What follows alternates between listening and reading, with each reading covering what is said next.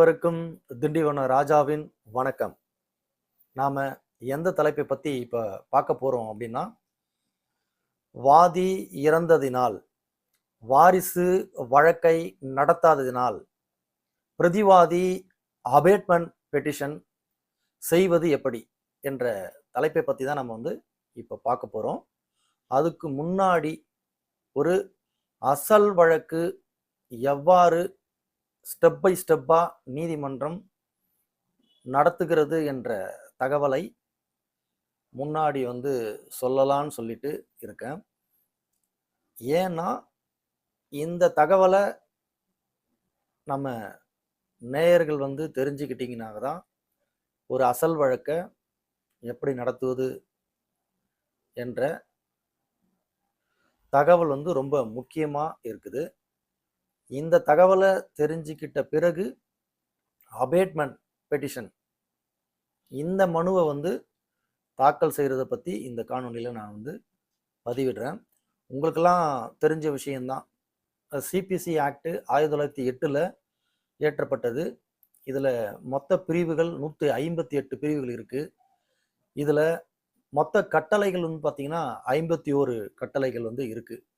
இதில் முக்கியமான அதாவது பொதுவான வழக்குரையை பற்றி சொல்லுவது கட்டளை 6.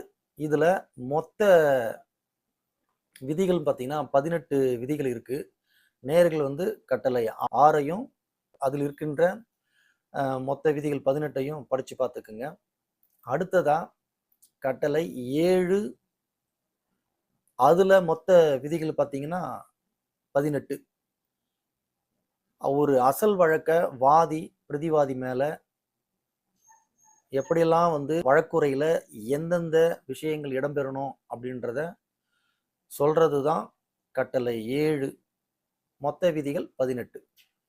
ஆனா ஒரு வாதி பிரதிவாதி மேல ஒரு வழக்குரைய பதிவு செய்யறாருன்னா கட்டளை 7 விதி 1ல தான் பதிவு செய்வார். இப்போ கட்டளை 7 விதி 1ல வழக்குரைய பதிவு செய்தாச்சு இல்லையா? இப்போ இதை பிளைன்டிஃப் ப்ளீடிங்ஸ் அப்படின்றத சொல்றாங்க.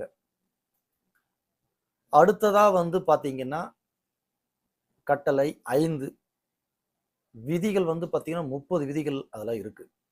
இந்த கட்டளை 5 விதிகள் மொத்த விதிகள் 30 இருக்கு இல்லையா? இதுல தான் அழைப்பாணைகள் அனுப்புறத பத்தி சொல்லப்பட்டிருக்கு. இதையும் நேயர்கள் படிச்சு பார்த்து தெரிஞ்சுக்குங்க.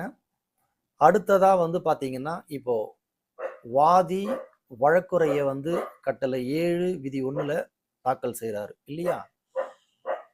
அந்த கோர்ட்ல இருந்து சம்மன் அழைப்பாணை சென்ற பிறகு நேரிலோ அல்லது வழக்கறிஞர் மூலமாகவோ அவர் நீதிமன்றத்தில் ஆஜராகி அந்த வழக்குரைய மறுத்து அதற்கான பதிலுரையாக கட்டளை 8 அதுல மொத்த விதிகள் அப்படின்னு பார்த்தீங்கன்னா 10 மொத்த விதிகள் இருக்கு. அந்த பதிலுரையை தாக்கல் செய்யும் பொழுது அந்த ரிட்டன் ஸ்டேட்மெண்ட்டுக்கு நீங்க ஆதார ஆவணங்களையும் சேர்த்தே தாக்கல் செய்யணும். இதை டெஃபினட் ப்ளீடிங்ஸ் அப்படின்ட்டு குறிப்பிடுறாங்க. இப்போ ப்ளீடிங்ஸ் ஸ்டெப் முடிஞ்ச உடனே அடுத்ததா என்ன பண்ணுவாங்க அப்படின்னு கேட்டீங்கன்னா 7 நாட்களுக்குள் எழுவினாக்கள் நீதிமன்றம் வணையும். அதாவது இஷ்யூஸ் ஃப்ரேம் பண்றாங்க அப்படின்னு சொல்றாங்க இல்லையா? அந்த இஷ்யூஸ் ஃப்ரேம் பண்ணுவாங்க. இந்த இஷ்யூஸை நீதிமன்றமும் 7 நாட்களுக்குள்ள ஃப்ரேம் பண்ணி ஆகணும். இந்தந்த இஷ்யூஸை ஃப்ரேம் பண்ணலாம்னு சொல்லிட்டு வாதி தரப்புலையும் பிரதிவாதி தரப்புல கூட ஒரு மெமோவா ஃபைல் பண்ணலாம்.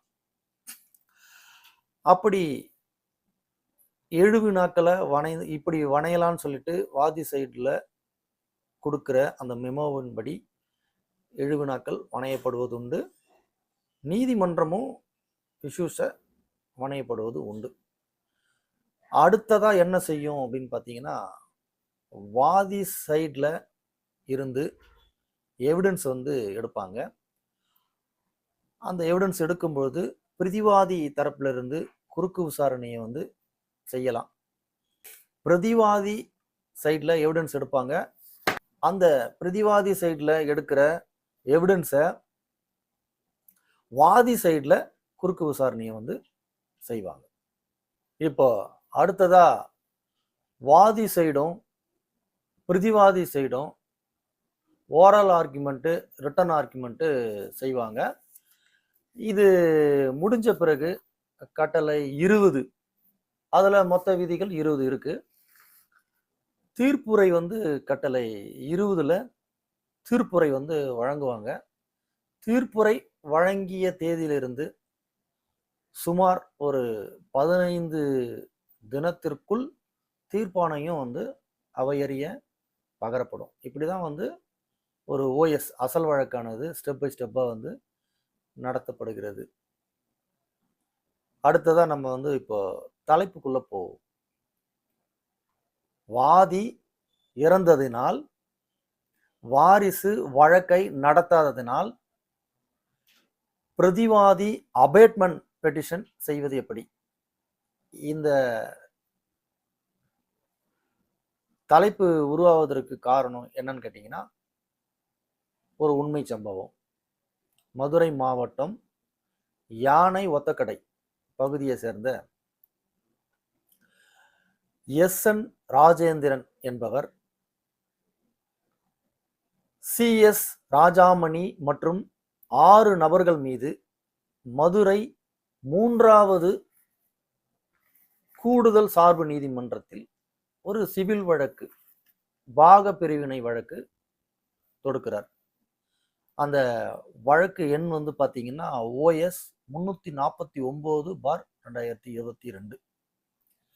இந்த வழக்கை தொடுத்த ராஜேந்திரன் கடந்த 6/10/2025 காலமாயிட்டாரு. அப்ப அந்த OS வழக்குல ப்ளீடிங் முடிஞ்சிருச்சு. அடுத்ததா ஒரு ஐஏ வந்து பெண்டிங்ல இருக்கு. அந்த நேரத்தில் வாதி ராஜேந்திரன் இறந்துட்டாரு. இந்த தகவலை வாதி தரப்பில் இருந்தோ அல்லது பிரதிவாதி தரப்பில் இருந்தோ அந்த வழக்கு நடக்கின்ற நீதிமன்றத்துக்கு இன்டிமேஷன் கொடுக்கலாம். அதை நம்ம பிரதிவாதி ராஜாமணி வந்து இந்த தகவலை வந்து டெத் சர்டிஃபிகேட்டோட 3வது கூடுதல் சார்பு நீதிமன்ற நீதிபதி கிட்ட வந்து சொல்லிட்டாரு. மெமோ ஃபைல் பண்ணி தகவலை டெத் சர்டிஃபிகேட்டை வச்சு கொடுத்துட்டாரு.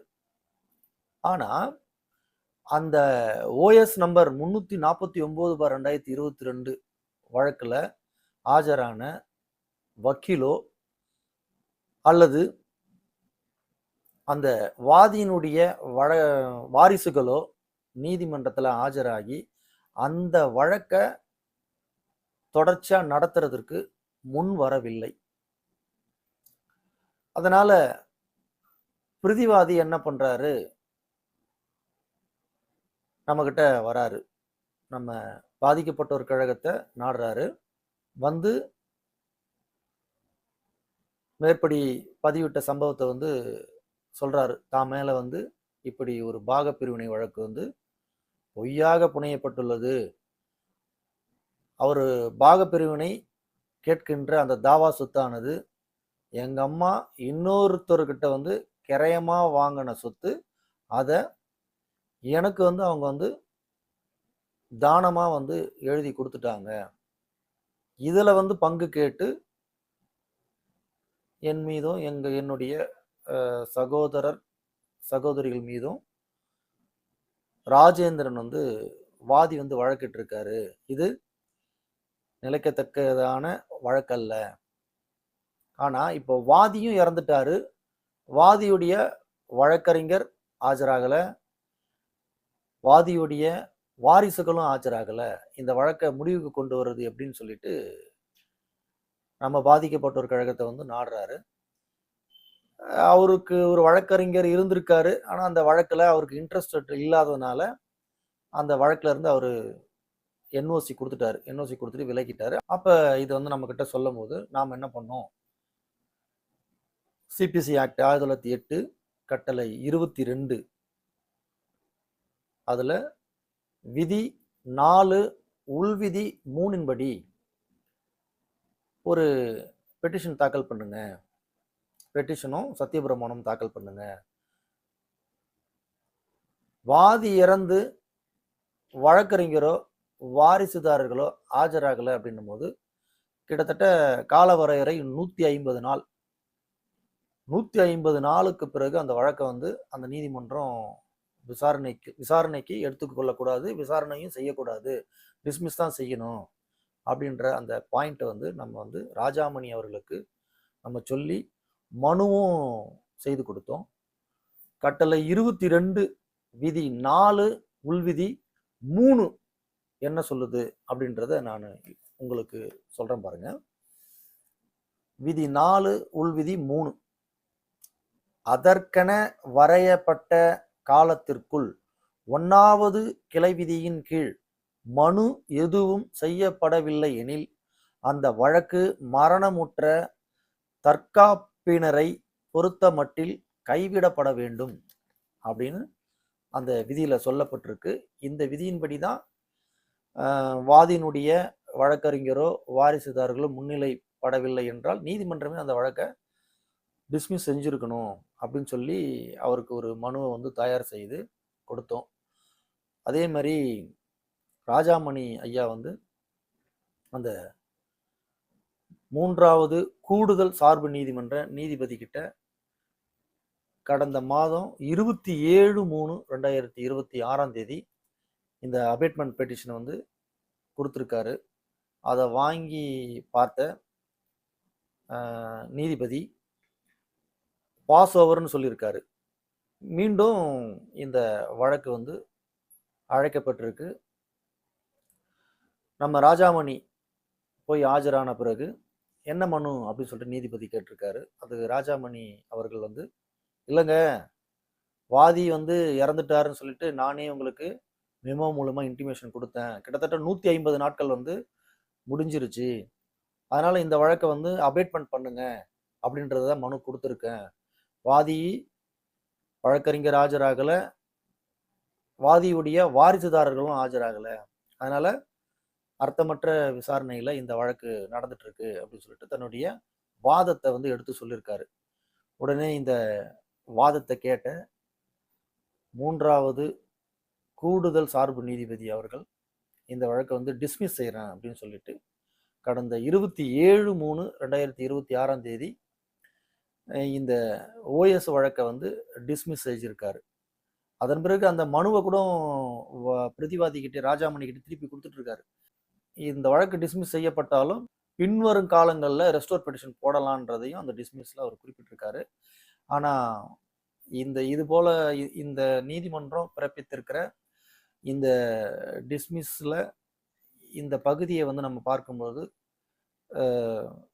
வாதியினுடைய வாரிசுகள் பின்வரும் காலங்களில் இந்த ரெஸ்டோர் பெட்டிஷன் போட்டாலும் அந்த வழக்கு நிற்காதுன்றத பல உயர் நீதிமன்றங்கள் உச்ச நீதிமன்றங்களுடைய தீர்ப்புகள் அவ்வப்போது வந்து கொண்டு தான் இருக்குது. அதனால இந்த வழக்கு வந்து இந்த அபேட்மெண்ட் பெட்டிஷனால முடிவுக்கு கொண்டு வரப்பட்டுள்ளது. இந்த விஷயத்தை அவர் சந்தோஷமா மகிழ்ச்சியா நமக்கு வந்து தெரிவிச்சிருந்தாரு. அதனால நாம இந்த காணொளி மூலமா இந்த அபேட்மெண்ட் பெட்டிஷன் வந்து எப்படி தாக்கல் பண்ணணும் அப்படின்றத நம்ம நேயர்கள் வந்து தெரிஞ்சுக்கிட்டு நமது நேயர்களுக்கு எதிர்வரும் காலங்களில் இதுபோன்று வாதிகள் வழக்கிட்டு வாதிகளோ வாதியுடைய வழக்கறிஞரோ வாதியினுடைய வாரிசுதாரர்களோ ஆஜராகாம இருந்தாங்கன்னா அபேட்மெண்ட் பெட்டிஷன் வந்து தாக்கல் பண்ணுங்க. தாக்கல் பண்ணி உங்களுடைய அந்த நீண்ட நாள் வழக்கை வந்து ஒரு முடிவுக்கு கொண்டு வரலாம். அதனால் இந்த காணொளியை பார்க்கின்ற நேயர்கள் அபேட்மெண்ட் பெட்டிஷனை பற்றி ஏதேனும் உங்களுக்கு சந்தேகம் இருந்தால் காணொளியில் திரையிடப்பட்டுள்ள செல் நம்பருக்கு நீங்கள் வந்து காண்டாக்ட் பண்ணுங்கள். எனக்கு தெரிஞ்ச சட்ட சங்கதிகளை உங்களுக்கு நான் சொல்லித்தரேன். நன்றி.